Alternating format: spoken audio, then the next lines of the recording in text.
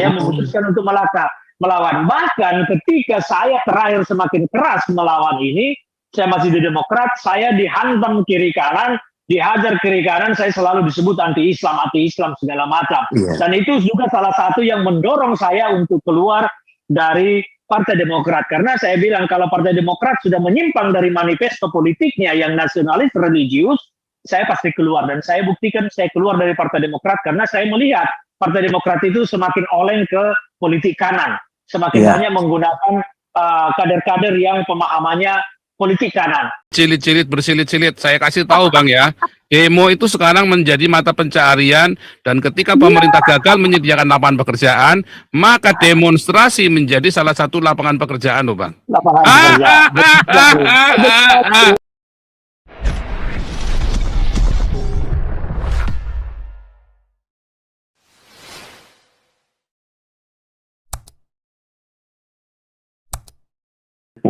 Terima kasih.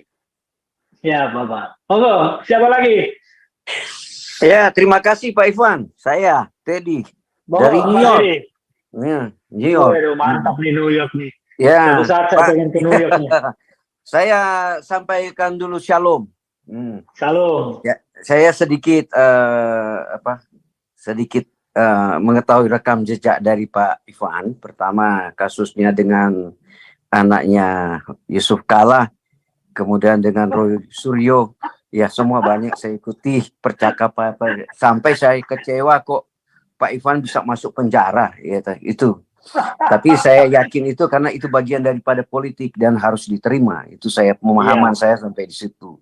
Yang saya kecewa Pak, pertumbuhan besar itu terjadi di negara kita. Khilafah itu diberikan ruang di zaman kepemimpinannya Demokrat itu. Zamannya Pak Bambang. Ya.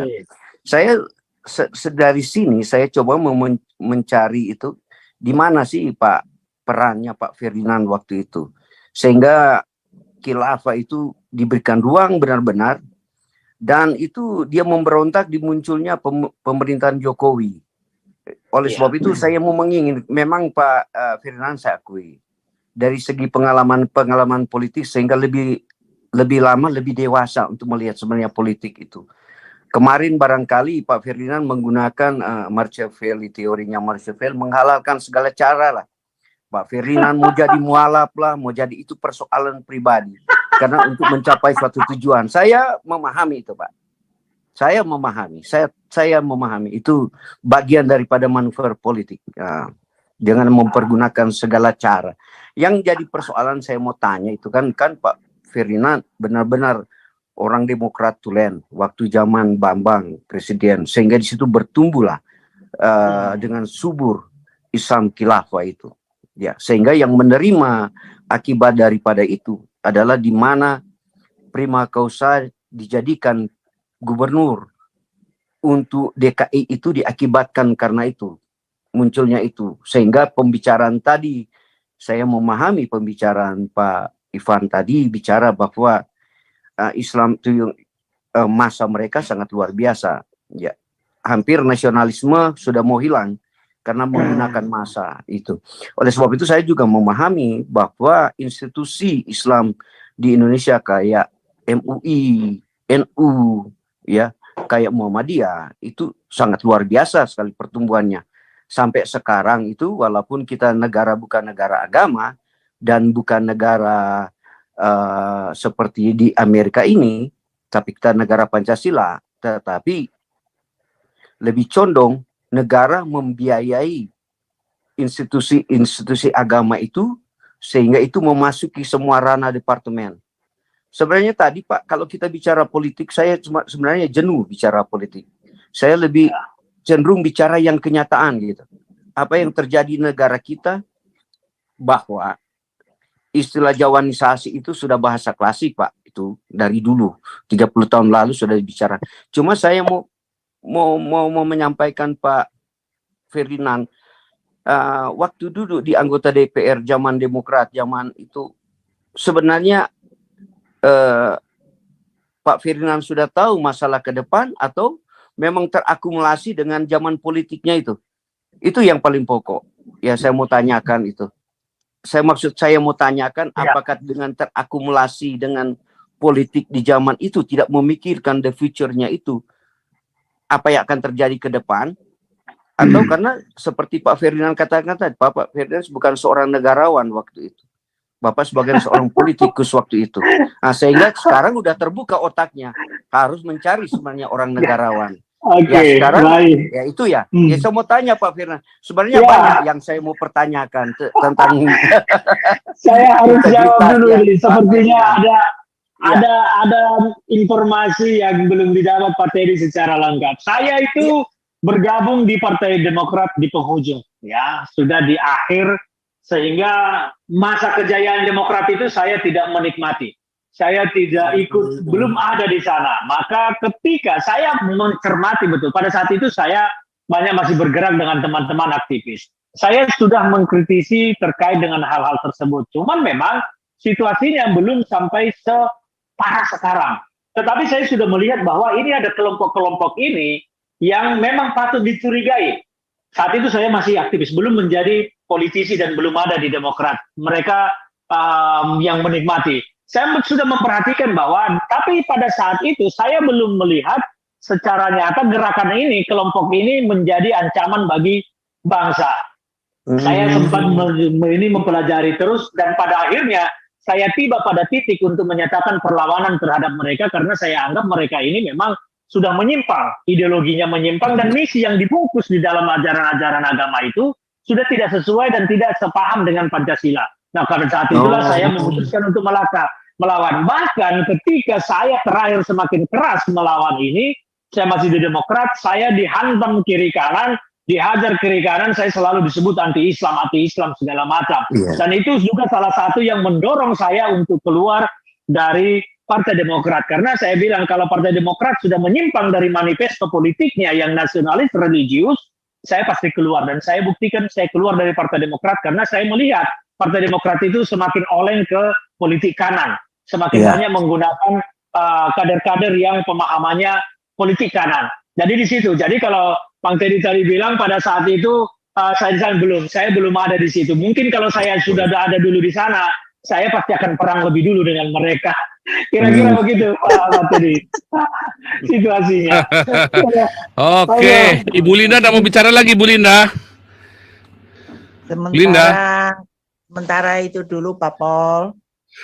Ya, monggo silakan. 15 menit lagi kita Bang Pol ya. Ya, oke. Ya, tadi saya dengar ya, apa sih yang bisa dilakukan ya? Bahkan seorang nabi saja nggak bisa, saudara ya. Makanya di Israel itu nabi-nabi dibunuh gitu kan. Dibunuh ketika politiknya kacau balau tuh. Nabi-nabinya malah dibunuh, dirajam pakai batu. Ya kan? Mau apa lagi? Karena memang itu Tuhan itu memberikan kehendak bebas ya. Ya kecuali nabinya si Ono itu ya. Bunuh pokoknya. Kecuali saya nanti bilang, yuk bom itu Istiqlal, wah, mungkin suasananya kan beda kali ya. Tapi masalah kan sabdanya belum turun ini kan, wahyunya belum turun.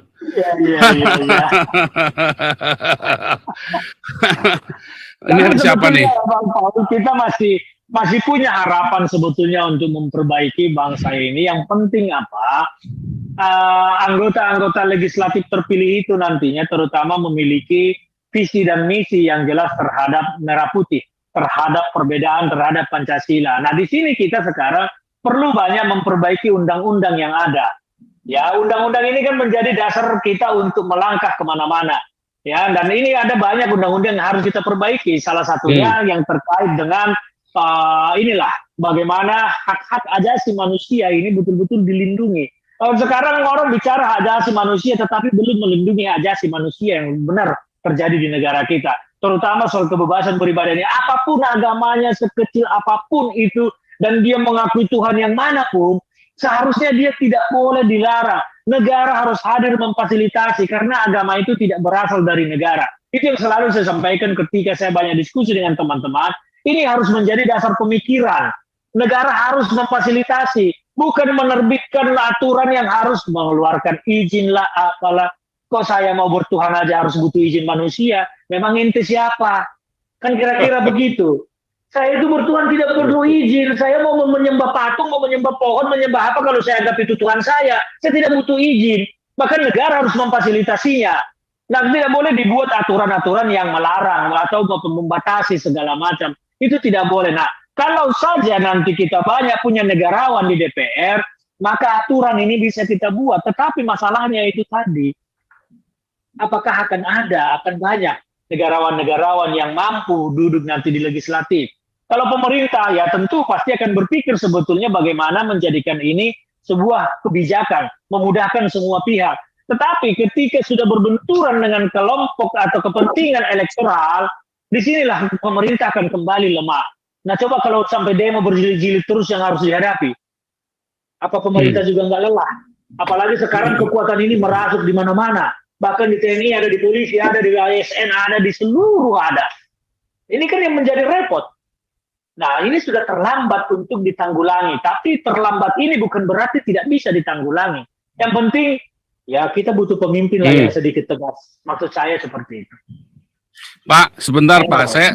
Bang, tadi saya ada nggak setuju satu-satunya yang saya nggak setuju. Cuman tadi ya, masa pemerintah nggak lelah dengan demo berjilid-jilid, bersilit-silit? Saya kasih tahu Bang ya, demo itu sekarang menjadi mata pencaharian, dan ketika pemerintah gagal menyediakan lapangan pekerjaan, maka demonstrasi menjadi salah satu lapangan pekerjaan loh Bang. Lapangan pekerjaan.